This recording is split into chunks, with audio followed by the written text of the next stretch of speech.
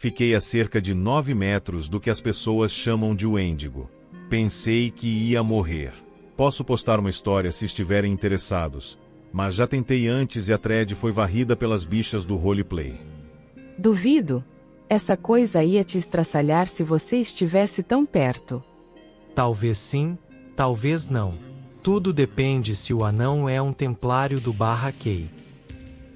Não sou um templário do Key, mas tenho quase certeza de que o encontrei depois que ele matou 2 pastores alemães. Pode ter sido isso que me salvou. Quando o vi pela primeira vez, pensei que fosse um cachorro grande branco, porque ele estava rastejando de 4. Ele nunca levantou, nunca vocalizou, só me observou.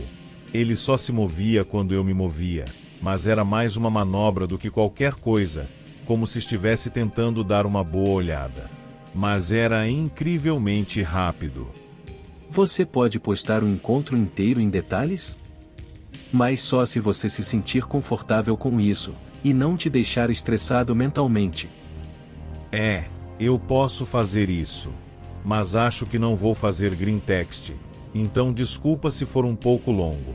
Tenho 24 anos, mas dos 16 aos 21 eu costumava fazer caminhadas tarde da noite.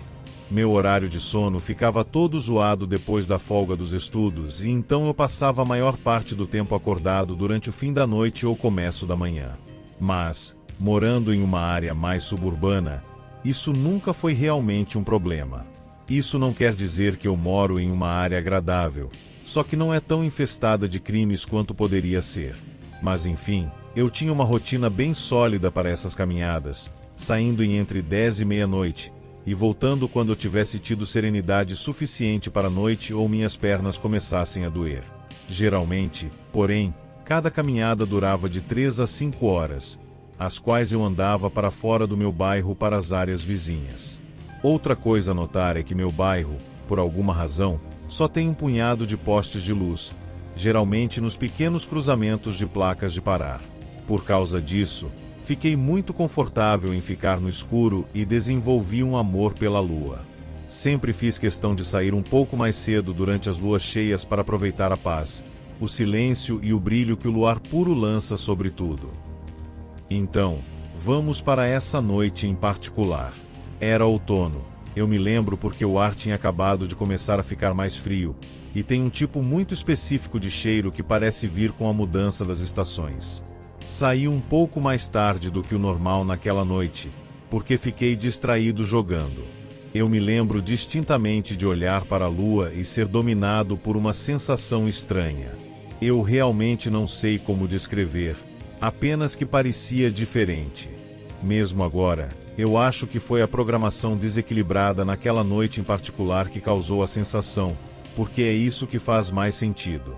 Enfim, eu segui meu caminho normal, descendo algumas ruas quaisquer e indo em direção a um trecho favorito da estrada. É uma daquelas que não tem iluminação, e as casas ao longo dos lados são maiores, do tipo com grandes quintais empurrando os edifícios a cerca de 30 metros da beira da estrada. Lembro de ver a estrada e olhar para a escuridão, acostumado à visão mesmo com a lua tão brilhante quanto estava. Ela sempre fica mais brilhante lá, é só um truque das sombras, já que há alguns pontos na estrada que são cobertos com árvores. E então quase fui tomado por um sentimento muito específico, um que eu não sentia há vários anos fazendo essas caminhadas: pavor. Para ser completamente honesto, fiquei surpreso comigo mesmo e irritado, e foi essa irritação que me fez continuar caminhando. Acabei cantarolando baixinho para mim mesmo enquanto entrava na escuridão. A música era Laila de Derek and the Dominos, se você estiver curioso, e tinha percorrido cerca de 100 metros pela estrada, quando ouvi um barulho alto na entrada da garagem à minha esquerda, a cerca de 9 metros de mim. Fui para uma área muito sombreada e observei, notando que, o que quer que estivesse se movendo na entrada de cascalho, era grande e parecia um cachorro. Para minha surpresa, parecia ser um cachorro enorme e branco. Pelo menos até meus olhos focarem nele. Ao luar, às vezes as coisas assumem um brilho assustador e as formas podem ser mal interpretadas.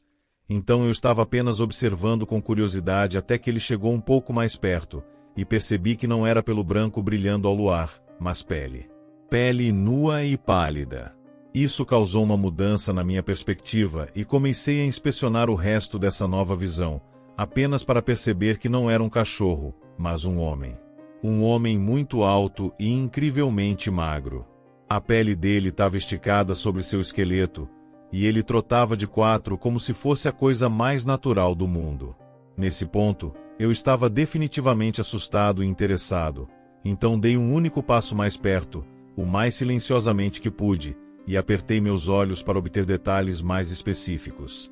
Suas pernas pareciam ter um formato normal, de um humano, mas os antebraços eram alongados, dando uma corcunda muito surreal que obviamente não era humana. Outra coisa a notar é que a cabeça era completamente careca, e o brilho do luar fazia ela brilhar, o que é meio engraçado. E então notei que ele estava olhando para mim. A luz refletia em seus olhos com um brilho amarelo fraco, que foi o que me atraiu para dar uma boa olhada em seu rosto. Não tinha feições. Quer dizer, não era um rosto liso ou vazio, mas não tinha nada de notável. Não tinha orelhas que eu pudesse ver, e seu nariz, se não fosse um truque de luz, era muito pequeno.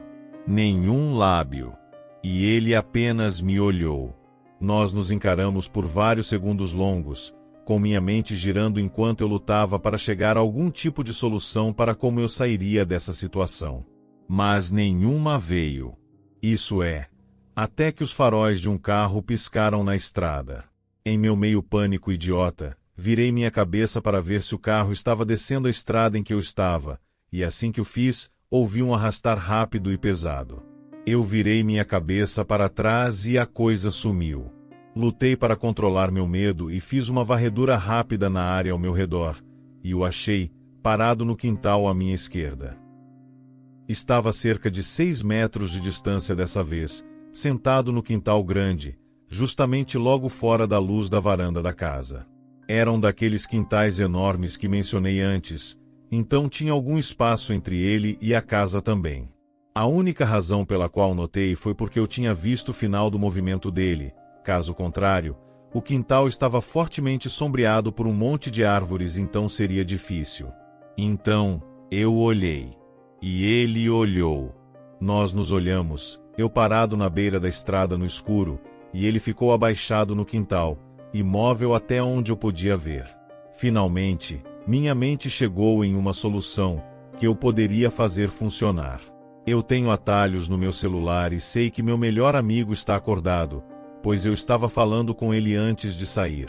Então liguei para ele, nunca tirando o telefone do meu bolso até ouvir um abafado. E aí, do meu amigo atendendo. Coloquei minha mão sobre a luz da tela para ter certeza de que estava escuro quando tirei do bolso. Coloquei ele na cabeça e disse: "Estou na rua tal, venha aqui o mais rápido possível."